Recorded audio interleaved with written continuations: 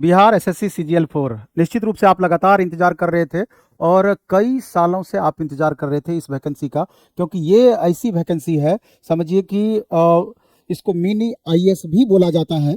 इसमें जो पोस्ट आपका दिए हुए हैं, इसलिए करके जो भी छात्र ग्रेजुएशन किए हुए हैं तो उनके लिए ये वैकेंसी बेहद महत्वपूर्ण साबित हो सकता है। तो इस वीडियो में हम 2-3 बातों पर चर्चा करने वाले हैं। हम पहले से आपको बता दें कि एक तो चर्चा करेंगे इसके संपूर्ण नोटिफिकेशन से, क्वालिफिकेशन क्या है, सिलेबस क्या है, किस हिसाब से इसकी तैयारी करनी चाहिए और लगभग एग्जाम इसका कब तक हो सकता है, फॉर्म भरने का डेट कब तक है, एज के बारे में हम चर्चा करेंगे। एक तरीके से आपका कोई भी कंफ्यूजन नहीं रह जाएगा। इसके अलावा इसके प्रैक्टिस सेशन के बारे में भी हम बात करने वाले हैं कि एक प्लेटफॉर्म ऑनलाइन टेस्ट ऐप पर एक बिहार एसएससी का स्पेशल पास लाया गया है 199 में। इससे क्या होगा, 1 साल तक आप बिहार एसएससी का जो भी हमने टेस्ट लिया है या आगे देना है संपूर्ण इसमें होगा।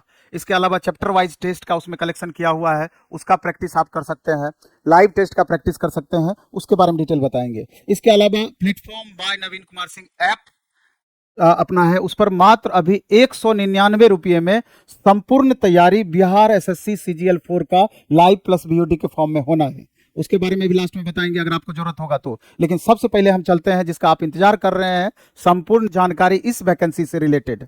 आप देख रहे हैं कि यही आपका ओरिजिनल नोटिफिकेशन है बिहार कर्मचारी चयन आयोग, वेटनरी कॉलेज पटना 14। आप देख रहे हैं कि स्नातक स्तरीय पदों पर नियुक्ति हेतु आयोजित की जाने वाली चतुर्थ स्नातक स्तरीय विज्ञापन प्रतियोगिता परीक्षा का विज्ञापन का आप देख रहे हैं कि रजिस्ट्रेशन इसका कब तक होना है, तो 18 अगस्त से रजिस्ट्रेशन इसका प्रारंभ होगा और 18 अगस्त से इसका लास्ट डेट है 17 सितंबर तक। 18 अगस्त, लगभग 1 महीने इसका ये चलेगा आपका फॉर्म भरना। समझ रहे हैं। सामान्य प्रशासन विभाग के द्वारा विभिन्न विभागों या कार्यालय से स्नातक स्तरीय पदों पर रिक्तियों का विवरण वो दिया जाएगा। इसमें कौन कौन सा पोस्ट है, सबसे पहले इस पर आपको जाना होगा। इसमें पोस्ट के बारे में आप देख लीजिए। इसमें सबसे जो महत्वपूर्ण पोस्ट है सहायक प्रशाखा पदाधिकारी, जिसको आप बोलते हैं एएसओ, सहायक प्रशाखा पदाधिकारी।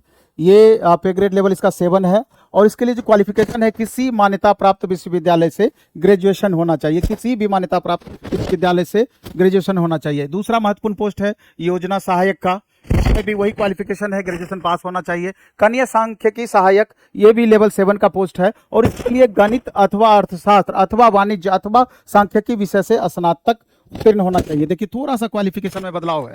इसके अलावा डाटा एंट्री ऑपरेटर इसका पोस्ट है, आप देख रहे हैं डाटा एंट्री ऑपरेटर का पोस्ट है, ये लेवल 6 का पोस्ट है और इसमें दिया हुआ है कि वित्त विभाग के पत्रांक इतना के आलोक में बीटेक जो कंप्यूटर साइंस से हैं या इंजीनियरिंग, कंप्यूटर साइंस या इंजीनियरिंग, एक बीटेक इंफॉर्मेशन टेक्नोलॉजी की डिग्री वाले छात्र भी आवेदन कर सकते हैं। और इसमें जो आपका दिया है किसी मान्यता प्राप्त विश्वविद्यालय से स्नातक के साथ आपका क्या होना चाहिए, पीजीडीसीए अथवा बीसीए या बीएससी आईटी या समकक्ष होना चाहिए। देख रहे हैं अंकेक्षक, इसके बारे में टाइप का पोस्ट है, ये वाणिज्य अर्थशास्त्र सांख्यिकी अथवा गणित में से किसी एक विषय में मान्यता प्राप्त विश्वविद्यालय से स्नातक की डिग्री होनी चाहिए। और इसमें एक जोड़ दिया गया है कि परंतु कि इन विषयों में स्नातक में मुख्य विषय के रूप में होने की अनिवार्यता नहीं है, यानी कि ऑनर्स अगर नहीं भी है इन सब्जेक्ट से, सब्सिडी के रूप में भी अगर ये सब्जेक्ट है तो आप 100% ये फॉर्म भर सकते हैं। इसके अलावा आप देखिए कि अंकेक्षण सहयोग समितियां सहकारिता विभाग, ये लेवल 5 का ये भी पोस्ट है। इसमें मान्यता प्राप्त विश्वविद्यालय से उत्तीर्ण स्नातक गणित के साथ अथवा वाणिज्य स्नातक, यही है इसका। लेकिन सबसे मेन चीज है कि इसमें पोस्ट कितना कितना है, कैटेगरी बाय कैटेगरी आप देख रहे हैं इसका, ये सबसे मुख्य है, इसको समझना बेहद जरूरी है। आप देख रहे हैं कि जो मेन पोस्ट है एएसओ का, इसमें आपका व्यक्तियों की संख्या टोटल इसमें दिया हुआ है कि 35% महिलाओं के लिए स्पेशल क्षैतिज रिजर्वेशन की भी बातें कही गई है। 772 पोस्ट में से 200 पोस्ट आपका महिलाओं के लिए है, बाकी पोस्ट आपका पुरुषों के लिए है। ये है आपका यूआर कैटेगरी में। इसी तरीके से आप देख लीजिए एससी कैटेगरी में, एसटी कैटेगरी में, ये 2 भाग में सबको डिवीजन किया गया है। एक तो आपका जो ओरिजिनल टोटल पोस्ट कितना है, उसमें महिलाओं की कितनी भागीदारी है, तो टोटल 1064 पोस्ट है टोटल, जिसमें कि 368 पोस्ट स्पेशल महिलाओं के लिए है। इसके अलावा आप देख रहे हैं कि दृष्टि दिव्यांग के लिए कितना पोस्ट है, 11 पोस्ट है। मूक बधिर दिव्यांग के लिए 10 पोस्ट है। चलन दिव्यांग के लिए 10 पोस्ट है और मनोविकार दिव्यांग या बहु दिव्यांग वाले के लिए 11 पोस्ट है। इसके अलावा योजना सहायक 75 पोस्ट इसका आपका देख रहे हैं, जिसमें महिलाओं का 26 पोस्ट स्पेशल है और टोटल 88 पोस्ट है। ये यूआर कैटेगरी का 75 पोस्ट है, टोटल 88 पोस्ट है। उसी तरह कनीय सांख्यिकी सहायक का आप देख रहे हैं कि इसमें बहुत कम पोस्ट है, 5 पोस्ट सब मिला करके है। इसके अलावा आप आगे बढ़ेंगे तो इसमें आप देखेंगे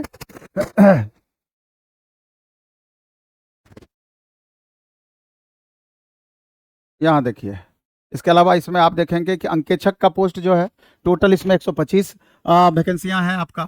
उसी तरीके से अंकेक्षक सहयोग समितियां का इसका 198 पोस्ट टोटल दिया हुआ है। तो कुल मिला के 1481 पोस्ट है, जो अपने आप में बहुत अच्छा पोस्ट माना जाता है। जिस तरह का आपका इसमें लेवल है 1481 पोस्ट, इसलिए तमाम वैसे छात्र जो ग्रेजुएशन किए हुए हैं, और इसमें आप समझ लीजिए कि फॉर्म जो बच्चे भरेंगे, ये जनरल जो तैयारी बीटेक करके या फिर ग्रेजुएशन करके जो तैयारी करते हैं वो तो भरेंगे ही भरेंगे, लेकिन इसके अलावा जो कहीं जॉब कर रहे हैं लेवल सी के पोस्ट, ग्रुप सी के पोस्ट पर, तो वो या ग्रुप डी के पोस्ट पर अगर उनके पास क्वालिफिकेशन है, वो तमाम छात्र इन वैकेंसी को भरेंगे। इसलिए आप सकते हैं कि क्या इंपॉर्टेंस रखती है ये पोस्ट। और इसमें स्पष्टतया दिया है कि राज्य के बेंचमार्क दिव्यांग जन मात्र को ही 36 आरक्षण अनुमान्य है, और राज्य के मूल निवासी महिला अभ्यर्थियों को ही 35% 36 आरक्षण अनुमान्य है। फिर इसके बाद यह है कि उपयुक्त सभी रिक्तियां औपबंधिक है, जो घट बढ़ सकती है, और आवेदन की अंतिम तिथि तक सामान्य प्रशासन विभाग के माध्यम से अधियाची विभाग द्वारा संशोधित रिक्तियां अथवा नए पद हेतु रिक्तियां जिनकी शैक्षणिक योग्यता स्नातक होगी, इन रिक्तियों को इस विज्ञापन की रिक्तियों में समावेशित किया जा सकता है। यानी कि मैक्सिमम संभावना है कि आपकी ये वैकेंसी बढ़ भी सकती है। एक चीज यहां पर है, आप जिस तरह से अभी बीपीएससी टीआरई 4.0 में देखें कि बातें कही गई कि डोमिसाइल लागू करने की बातें कही गई, ओवरऑल डोमिसाइल की कितना परसेंट ये तय नहीं हुआ, लेकिन यहां पर जो ये वैकेंसी है महिलाओं के डोमिसाइल की बात तो कर रही है 35%, लेकिन ओवरऑल डोमिसाइल की बात नहीं कर रही है, दिव्यांग जनों के भी डोमिसाइल की बात कर रही है। तो आगे देखना होगा इस मामले में कि यहां पर आपका डोमिसाइल इंप्लीमेंट होता है कि नहीं होता है। इसके अलावा उम्र सीमा की जहां तक सवाल है, आप देख रहे कि एज का जहां तक सवाल है, स्पष्ट कहा गया है कि यूआर 37 वर्ष, फिर पिछड़े वर्ग यानी ओबीसी यानी BC1 BC2 वाले 40 वर्ष, यूआर महिला के लिए भी 40 वर्ष, SC ST के लिए आपका 42 वर्ष, और सभी कोटिंग के दिव्यांग अभ्यर्थियों के लिए 10 वर्ष का स्पेशल छूट आपका दिया गया है। आप देख सकते हैं क्लियर किया गया है कि 37 से लेकर 42 वर्ष तक इसका एज लिमिट है, कैटेगरी बाय कैटेगरी। और इसमें एक चीज स्पष्ट किया गया है कि आयोग के द्वारा मैट्रिकुलेशन प्रमाण पत्र में अंकित उम्मीदवारों की जन्म तिथि ही मान्य होगी, यानी कि 10th के सर्टिफिकेट में जो जन्म तिथि आपका अंकित है, अंतिम रूप से उसी जन्म तिथि को माना जाएगा देश के रूप में। अब इसमें और कंडीशन दिया हुआ है, ढेर सारा कंडीशन, जो अलग अलग टर्म कंडीशन है, तो जहां पर ज्यादा जरूरत है उसके बारे में हम चर्चा करेंगे।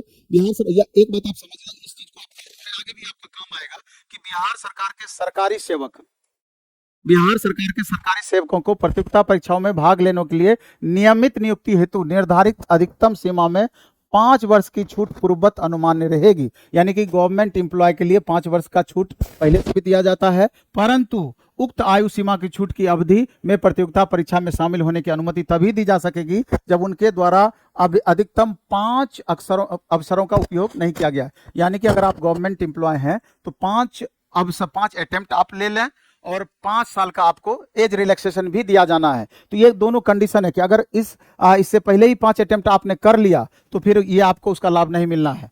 तो यही चीज यहाँ पर आपका दिया हुआ है। आगे हम और देखते हैं कि क्या जरूरी चीजें हैं इसमें। और यहाँ का 1963 के बाद एनसीसी में भर्ती के लिए पूर्णकालिक कैडेट या अनुदेशकों को एनसीसी के से विमुक्त हो जाने के बाद ये स्पेशल कंडीशन है जो एनसीसी किए हुए थे उनके लिए। देख लीजिए इसका पूरा डिटेल, भूतपूर्व सैनिक के लिए क्या है या सैन्य सेवा में जो रहे हैं उनके लिए क्या कंडीशन है, क्योंकि सबके लिए सरकार कुछ ना कुछ एक्स्ट्रा जो फैसिलिटी देती है उसी से रिलेटेड ये है।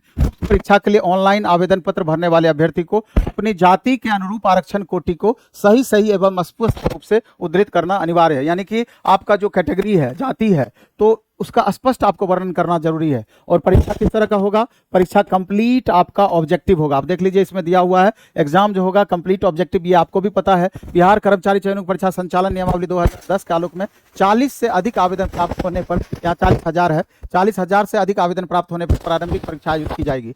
यहाँ तो 40,000 की बातें कही जा रही है, हो सकता है कि ये 10 लाख से आपका ऊपर चला जाए ओवरऑल फॉर्म बने। इसलिए तो ये कंफर्म है कि CBT 1 आपका होगा ही, CBT 2 आपका होगा ही। और जो टाइपिंग वाला अगर दूसरा कुछ पोस्ट अगर रहता तो स्पेशल वो लिया जाता, नहीं तो 2 चरण में इसका एग्जाम जनरली होता है। तो इसमें क्या क्या पूछा जाना है इस पर भी हम लोग फोकस करेंगे। इसमें आपका दिया हुआ होगा और स्पष्ट रूप से आपका दिया हुआ है कि अधिक आवेदन प्राप्त करने पर 1 से अधिक चरणों में आयोजित की जा सकती है। विभिन्न चरणों में परीक्षा आयोजित किए जाने की स्थिति में परीक्षा परिणाम समानीकरण की प्रक्रिया अपनाते हुए तैयार की जाएगी। इसके बारे में हम आगे चल करके चर्चा करेंगे, समानीकरण क्या होता है, ये बात की बातें हैं। इसके बाद प्रारंभिक परीक्षा वस्तुनिष्ठ प्रकृति की होगी। प्रारंभिक परीक्षा के माध्यम से कोटिवार उपलब्ध रिक्तियों के 5 गुना संख्या में बराबर अभ्यर्थी का मुख्य परीक्षा के लिए बुलाया जाएगा। अब यहाँ पर आप देख लीजिए, ये जरूरी चीज है कि पीटी का जो रिजल्ट दिया जाएगा इससे 5 गुना अभ्यर्थी को मेंस एग्जाम के लिए बुलाया जाएगा, यानी सीबीटी 2 के लिए बुलाया जाएगा मेंस एग्जाम के लिए, यानी 5 गुना रिजल्ट पीटी का आपका दिया जाएगा। कितनी वैकेंसी है? 1481 वैकेंसी है, तो आप जोड़ लीजिए 14 पंचे 70, 8 पंचे 40, लगभग 7400-7500 इसका रिजल्ट दिया जाएगा। और इसमें कुछ कंडीशन जोड़ दिया गया है कि अगर समान अंक आप प्राप्त करते हैं, 2 स्टूडेंट का बराबर मार्क्स होता है, तो अधिक उम्र वाले अभ्यर्थी को मेधा सूची में ऊपर रखा जाएगा। इस प्रकार समान अंक और समान उम्र अगर यहाँ तब भी हो जाता है कंडीशन मैच, तब अंग्रेजी वर्णमाला के आरोही क्रम के आधार पर उन्हें सूची में रखा जाएगा। तो आप देख रहे हैं कि ये सारा कंडीशन इसका है। अब हम आगे देखते हैं कि अन्य कंडीशन के बारे में। परीक्षा हेतु निर्धारित पाठ्यक्रम क्या होगा? तो आप देख रहे हैं कि पीटी जो इसका होगा प्रारंभिक परीक्षा, इसमें क्या क्या होगा? एक सामान्य ज्ञान का होगा जिसमें निम्नांकित विषय होंगे। तो इसमें आपका 3 चीजों पर चर्चा किया गया है। एक सामान्य अध्ययन पर चर्चा किया गया है, सामान्य विज्ञान एवं गणित पर चर्चा किया गया है, मानसिक क्षमता जांच का चर्चा किया गया है, और प्रश्न वस्तुनिष्ठ बहुविकल्पी होंगी और 150 क्वेश्चन होगा इसमें, और 2 घंटा 15 मिनट का टाइम होगा। 4 अंक एक क्वेश्चन के लिए प्रोवाइड किया जाएगा, यानी 150 गुना 4 कर दीजिए, 600 मार्क्स का आपका एग्जाम होना है। समझ गए? और जिसमें कि आप देख लीजिए समान अध्ययन समान विज्ञान, तो ये दोनों मिला करके 50 क्वेश्चन आपका रहेगा, 50, और सामान्य अध्ययन का आप इधर 50 क्वेश्चन इस सेक्शन से रहेगा, रीजनिंग से जिसको मेंटल एबिलिटी आप बोले, और 50 क्वेश्चन आपका सामान्य अध्ययन से रहेगा, यानी को टोटल 150 क्वेश्चन इसमें पूछे जाएंगे। और जो इसमें कंडीशन आपका लिखा है कि प्रारंभिक परीक्षा में भाषा का माध्यम बाइलिंगुअल होगा, यानी हिंदी और अंग्रेजी दोनों में होगा, लेकिन अगर हिंदी एवं अंग्रेजी के प्रश्न पत्रों में कोई भी भिन्नता होगी तो अंग्रेजी का प्रश्न ही मान्य होगा। आप आगे के लिए भी समझ लीजिए, जब भी क्वेश्चन बाइलिंगुअल देने की बातें होती है तो विवाद की स्थिति में हिंदी को ना मान करके अंग्रेजी का जो क्वेश्चन आपका कहता है उसी के अकॉर्डिंग वही आंसर आपका सर्वमान्य माना जाता है, अंग्रेजी को ही यहाँ पर वरीयता दिया जाता है। तो यहाँ पर आपको 3 भाग में स्पष्ट बता दिया गया है इसके कि किस हिसाब से इसका डिटेल इसमें किया गया है कि पहला खंड सामान्य अध्ययन रहेगा, दूसरा खंड में गणित रहेगा, तीसरा खंड में सामान्य विज्ञान रहेगा, और पुस्तकों में NCERT, Bihar school examination board, ICSE एवं अन्य बोर्ड के टेक्स्ट बुक ही मान्य होंगे। आपका स्पष्ट कर दिया। वैसे भी अब जो एससीईआरटी एनसीईआरटी की बातें होती है तो एससीईआरटी जो बिहार गवर्नमेंट का बुक चलता है तो वो कंप्लीट कॉपी एनसीईआरटी का ही आपका है, खाली वहां पर अंतर ये होता है कि बिहार का सेक्शन जो दिखाया गया है तो थोड़ा उस पर ज्यादा फोकस किया गया है, और नहीं तो एनसीईआरटी एससीईआरटी दोनों सेम है। बिहार स्कूल एग्जामिनेशन बोर्ड यही, इसी को एससीईआरटी हम बोल दिए, एनसीईआरटी अथवा बिहार स्कूल एग्जामिनेशन बोर्ड या उसको एससीईआरटी आप बोल सकते हैं। इसका सिलेबस में क्या क्या रहना है आप ये देख लीजिए कि सामान्य अध्ययन में क्या रहेगा। तो इसमें प्रश्नों का उद्देश्य अभ्यर्थियों के आसपास के वातावरण की सामान्य जानकारी, इतना लंबा चौड़ा जो लिखा हुआ है, सीधा सा आप समझिए कि जो इसका सिलेबस में पूछा जाता है, हिस्ट्री से पूछा ही जाएगा, पॉलिटी है, इकोनॉमी है, ज्योग्राफी है, कम या ज़्यादा संख्या में क्वेश्चन रहेगा। इसके अलावा कुछ क्वेश्चन आपका स्टैटिक जीके का रहेगा, करंट अफेयर से रिलेटेड रहेगा, और सामान्य विज्ञान 25 मार्क्स का रहेगा, अर्थमेटिक 25 मार्क्स का रहेगा। एडवांस इसमें नहीं रहता है जनरली, लेकिन कभी कभी 1-2 क्वेश्चन घुसा भी दिया जाता है। मेंटल एबिलिटी से रिलेटेड 50 क्वेश्चन रहेगा, कुछ बिहार सेक्शन का रहेगा। यही तो रहता है, उसी के बारे में ये पूरा आपका डिटेल दिया हुआ है थोड़ा अलग तरीके से, कि पड़ोसी देशों के इतिहास, भारत का इतिहास, संस्कृति, भूगोल, आर्थिक परिदृश्य, स्वतंत्रता आंदोलन, टोटल चीज इसमें आपका लिखा हुआ है। सामान्य विज्ञान एवं गणित में इसमें सामान्यतः मैट्रिक स्तर के निम्न विषय से प्रश्न पूछे जा सकते हैं। सामान्य विज्ञान में स्पष्ट किया है कि भौतिकी, रसायन, जीव विज्ञान, भूगोल को भी आपका विज्ञान में ही रखा गया है। गणित के बारे में आपका देख लीजिए, दिया हुआ है आपका जो इसमें अर्थमेटिक सेक्शन का गणित है उसके बारे में आपका चर्चा किया गया। देखने में आपको छोटा सिलेबस लिख रहा है, लेकिन ओवरऑल जब इसका डिटेल वर्णन कीजिएगा तो संपूर्ण अर्थमेटिक आपको मिल जाएगा। उसी तरीके से आप देख लीजिए मानसिक क्षमता जांच में ये क्या क्या दिया हुआ है। तो लगभग प्रीवियस ईयर क्वेश्चन को आप अच्छे से वॉच कीजिए। प्लेटफॉर्म का भी रुक्मिणी पब्लिकेशन का बुक उपलब्ध है, तो उसको अगर जब आप अच्छे से वॉच करेंगे तो टोटल आपको आइडिया आ जाएगा कि किस तरह के प्रश्न से जाते हैं। और जब आप पीटी पास कर जाते हैं, यानी 5 गुना जब पीटी का रिजल्ट दिया जाएगा, परीक्षा में आएंगे तो ये मेंस परीक्षा 2 पत्र होंगे। एक हिंदी का होगा जो क्वालिफायर का होगा, जिसमें मिनिमम 30 क्वेश्चन आपका सही होना जरूरी है, 30% मार्क्स से अधिक लाना जरूरी है आपका है। तो 30%, 30 प्लस मार्क्स आपको लाना जरूरी है। दूसरा है क्या कि इसमें जो अन्य जो सेक्शन है, जो इस तरह से आप पीटी में जो सिलेबस है सेम टू सेम लगभग वही सिलेबस आपका मेंस में भी जो दूसरा सेक्शन है, जिसका आधार पर आपका मेरिट बनना है, इसी के आधार पर आपका जॉब भी होना है। तो सामान्य अध्ययन, सामान्य विज्ञान एवं गणित और मानसिक क्षमता, टोटल का टोटल पीटी वाला ही सिलेबस आपका कैरी फॉरवर्ड हो जाता है मेंस के लिए। समझ गए? अब इसके बाद हम आगे बढ़ते हैं। क्वालिफाइंग मार्क्स एक तय किया गया है, आप देख लीजिए। क्वालिफाइंग मार्क्स एक क्या तय किया गया है कि जो यूआर कैटेगरी के जो स्टूडेंट हैं, यूआर कैटेगरी का यहाँ आप देख लीजिए, उसको 40% न्यूनतम लाना जरूरी है। हालांकि ये जो चीज दिखाया गया है आपका, इससे बहुत ऊपर कट ऑफ जाता है। ये मिनिमम दिखाया गया है कि इससे कम बच्चों को नहीं आना चाहिए, लेकिन इससे बहुत गैप करके 40 लिखा हुआ है मिनिमम, तो समझिए कि 65, 70, 75% से कम पर नहीं जाता है। तो इसलिए इसको देख लीजिए जानकारी के लिए कि पिछड़े वर्ग को 34.5% मिनिमम चाहिए, और अत्यंत पिछड़े वर्ग को 34% चाहिए, SC ST को 32%, महिला वर्ग को 32% और दिव्यांग सभी वर्ग को 32%। और परीक्षा शुल्क देखिए कितना लिया जाएगा, 540 रुपये लिए जाएंगे आपसे। किससे? सामान्य वर्ग, पिछड़े वर्ग, अत्यंत पिछड़े वर्ग के पुरुष अभ्यर्थी को 540 रुपया देना ही होगा। SC ST का 135 रुपया, दिव्यांग के लिए 135 रुपया, महिलाओं के लिए 135 रुपया, और बिहार राज्य के बाहर सभी श्रेणी महिला या पुरुष 540 रुपया आपको लगेगा ही लगेगा। समझ गए बात को? इसके अलावा परीक्षा शुल्क की राशि पर प्रोसेसिंग चार्ज और सर्विस टैक्स, ये सब तो आपको देना होगा ऑनलाइन जब आप करेंगे।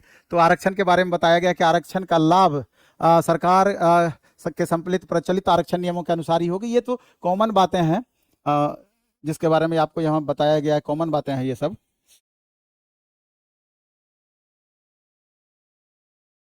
और कह रहा है कि आरक्षण का दावा करने वाले विवाहित महिलाओं की, ये बहुत महत्वपूर्ण है महिलाओं के लिए, कि आरक्षण का दावा करने वाली विवाहित महिलाओं का जाति, आप इस बात को समझिए, जाति या क्रिमिलेयर रहित प्रमाण पत्र उनके पिता के नाम एवं पता से निर्गत होना चाहिए। पिता के नाम एवं पता से निर्गत होना चाहिए, ना कि उसके पति के नाम से। इससे क्या होता है कि जैसे बिहार के बाहर की कोई महिलाएं अगर बिहार में शादी कर लेती है तो उनको इसका लाभ नहीं मिलता है, लेकिन अगर बिहार की महिलाएं अदर स्टेट के पुरुष से शादी कर लेती है तब भी उसको इसका लाभ, आरक्षण, बिहार का आरक्षण का लाभ मिलना है। तो इसीलिए इसको कंफर्म करने के लिए पिता से ही, पिता के पते पर ही, पते से ही सारा कुछ आपको बनवाना होता है। क्रिमिलेयर रहित प्रमाण पत्र उनके पिता के नाम एवं पता से निर्गत होना चाहिए, ना कि उनके पति के नाम से। आप देख लीजिए, उनके पिता के नाम एवं पता से। समझ गए इस बात को? और लिखा गया क्या, उपयुक्त आरक्षण संबंधी सभी प्रमाण पत्र आयोग कार्यालय में प्रमाण पत्रों की समीक्षा के समय मूल रूप से प्रस्तुत नहीं करने पर आरक्षण का लाभ नहीं दे होगा। यानी कि जिस समय आपका वेरिफिकेशन होगा तो ओरिजिनल प्रमाण पत्र उसका आपको जमा करना ही होगा, नहीं तो इसका लाभ आपको नहीं मिलेगा। और इसमें दिया है कि आर्थिक रूप से कमजोर वर्ग के लिए, रिक्तियों के लिए 10% EWS के लिए सही है। आरक्षण का दावा वाले उम्मीदवार अपनी जाति के अनुरूप पूर्ण रूप से संतुष्ट होने के पश्चात ही उस तरह का सर्टिफिकेट बनाए। ये तो सभी में होता है। और EBC अंकित है, प्रमाण पत्र समीक्षा प्रस्तुत करते हैं। जो आप सर्टिफिकेट बनाते हैं उसी के बारे में कहा गया। यदि उम्मीदवार प्रमाण पत्र की समीक्षा के दौरान संगत प्रमाण पत्र प्रस्तुत नहीं करेंगे तो उनको बाहर कर दिया जाएगा। इसके अलावा जो आपका दिया है, नया चीज क्या दिया है वो चीज हम खोज रहे हैं इसमें, कि सामान्य प्रशासन विभाग के द्वारा 4% क्षैतिज आरक्षण दे होगा किसको, दिव्यांग जनों को। यह रूल है, इस रूल को सब दिन से फॉलो करते आई है, तो उसी के बारे में ये बताया गया है, आप देख सकते हैं, उसी के बारे में डिटेल है। और जो भूतपूर्व स्वतंत्रता सेनानी है 2% क्षैतिज आरक्षण उनके नाती पोते को दिया जाता है। अब देख रहे हैं नाती पोता, नाती नतनी, उन सबों को मिलता है। विवाहित महिला के पक्ष में आय एवं परिसंपत्ति, इस पर आपको गौर करना है। विवाहित महिलाएं के पक्ष में आय एवं परिसंपत्ति प्रमाण पत्र अभ्यर्थी के पति के साथ रहने की स्थिति में उनके पति के अस्थायी निवास से निर्गत होगा। यानी कि जो आय प्रमाण पत्र आप बनाएंगे वो पति से होगा, परंतु इस विवाहित महिला का अपने पिता के निवास के आधार पर निर्गत आवास प्रमाण पत्र प्रस्तुत करना होगा। यानी कि जो आवास प्रमाण पत्र जो आप बनाएंगे, जाति प्रमाण पत्र बनाएंगे, ये पिता से और आय पति से, जिससे कि स्पष्ट हो जाए कि विवाहित महिला बिहार राज्य की मूल निवासी हैं। आय एवं परिसंपत्ति संबंधी प्रमाण पत्र निर्गत किए जाने की तिथि से 1 वर्ष के लिए वैध होगा। यानी कि अभी जो आप फॉर्म भर रहे हैं, नियमतः आप समझ लीजिए कि लास्ट डेट के पहले आपको सर्टिफिकेट बना लेना है और वो 1 साल के लिए वैलिड रहेगा। समझ गए इस बात को? या इससे पहले भी अगर आपने बनाया होगा 1 साल के अंदर का तो वो वैलिड होगा, लेकिन EWS के केस में वो आपका बदल जाता है। उस चीज को आप देख लीजिएगा, स्पष्ट लिखा हुआ आप देख लीजिए कि आय एवं परिसंपत्ति संबंधी प्रमाण पत्र निर्गत किए जाने की तिथि से 1 वर्ष के लिए वैध होगा। आप जब से इसको बनाएंगे आय एवं परिसंपत्ति आय प्रमाण पत्र, तब से 1 साल के लिए वैलिड होगा। अभ्यर्थी द्वारा ऑनलाइन आवेदन भरते समय किए गए दावा के अनुसार सक्षम प्राधिकार द्वारा निर्गत सभी प्रमाण पत्र यथा मेट्रिकुलेशन प्रमाण पत्र, शैक्षणिक योग्यता संबंधित डिग्री, औपबंधिक प्रमाण पत्र, अनुसूचित जाति जनजाति के का जाति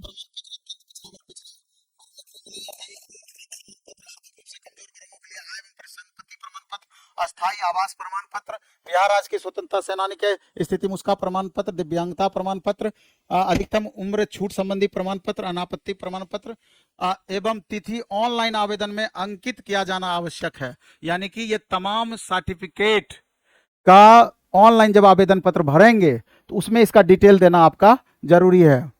उसी के बारे में का निर्गत संख्या यानी कि सर्टिफिकेट नंबर उसमें आपको दिखाना जरूरी है। मुख्य परीक्षा के आवेदन भरने के समय उपर्युक्त सभी संगत प्रमाण पत्र को अपलोड करना होगा। पीटी में अपलोड नहीं करना होगा, लेकिन जब मेन एग्जाम देने के लिए जाएंगे, पीटी में आपको उसका नंबर चढ़ाना होगा, लेकिन जब मेन एग्जाम देने के लिए जाएंगे तो उस समय प्रमाण पत्र को अपलोड करना होगा। प्रमाण पत्रों की समीक्षा के समय ऑनलाइन आवेदन में अपलोड किए गए प्रमाण पत्र को ही मूल रूप में प्रस्तुत करना होगा। जो आप अपलोड करेंगे उसी का ओरिजिनल उस समय आपको देना होगा।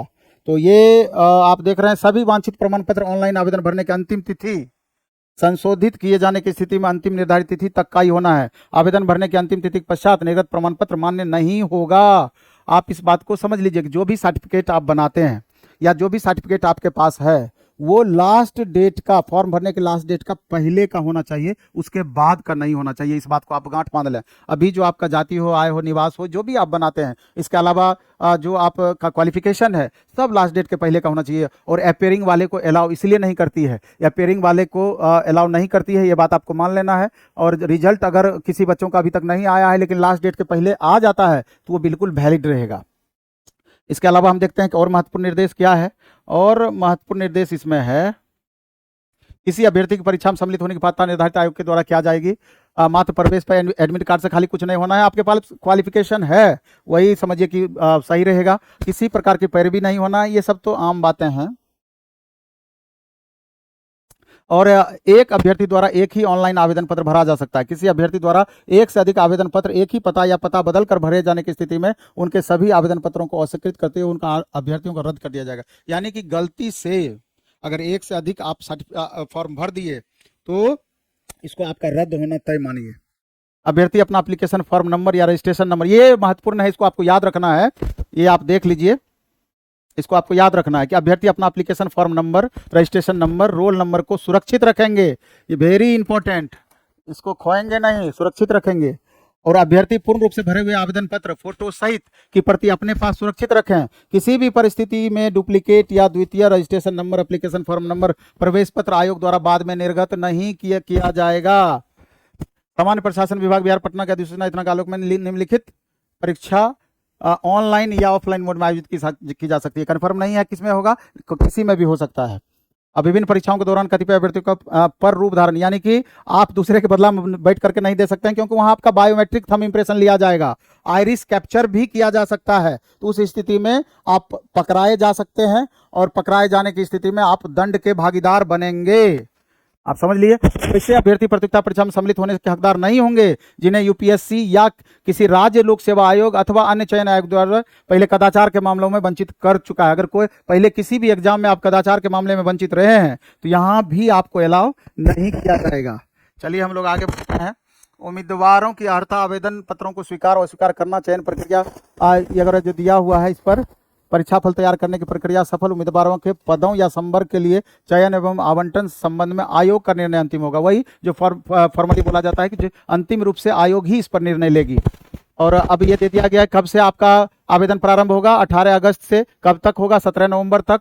और अंतिम तिथि होगा 17 सितंबर और अंतिम तिथि होगा 19 सितंबर। आप देख रहे हैं इसको। ऑनलाइन आवेदन प्रारंभ करने की तिथि 18 अगस्त और परीक्षा शुल्क जमा करने की अंतिम तिथि 17 सितंबर और ऑनलाइन अंतिम तिथि ऑनलाइन आवेदन भरने की 19 सितंबर।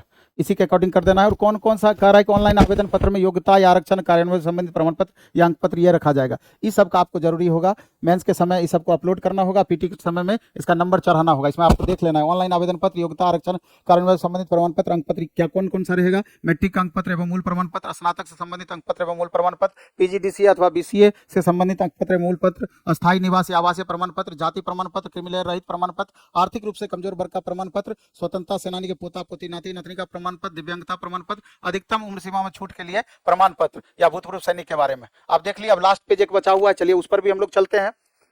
लास्ट पेज में आपका एक ऑनलाइन आवेदन भरने के विस्तृत वही है कि अभ्यर्थी का नाम, माता का नाम, पिता का नाम, जन्म तिथि मैट्रिक के प्रमाण पत्र के अनुसार होना चाहिए।